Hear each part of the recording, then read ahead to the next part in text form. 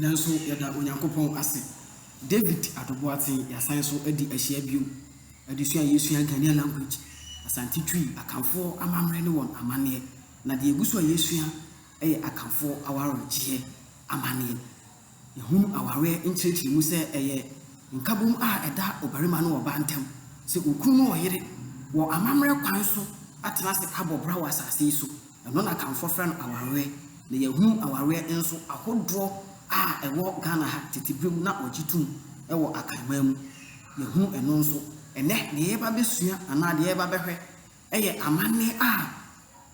akamfo faso agi aware okwan wo faso agi aware gie amane ankasa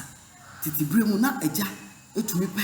oba ema ne babarima waso aware titibrim na papa etumi hwehwe oba efri agusua pamu ema ne ba waso aware sara nso na obabarima waso aware no otumi ni oba bi kasasie ewo aware kwaso na se won adwe ko benkrum obarima no abebo ne papa amane na se obo papa na amane papa no nso hwehwemu ehunu oba akono abusua ehwehwemu se abakosem mu oba no abusua wokita suban papa ema ewo ekita wobrapa se papa yi hwehwemu we nyina wia ansana wasoma ama wode nsa ni sika kakra bi akobo oba ne papa prochi akohunu oba ne papa anim akobo oba ne papa pono kokoko eno na akamfo frɛ no kokokobo nsa anase ehuranim nsa anase epono achibo nsa yene amane edikan akamfo awaregye amamre mu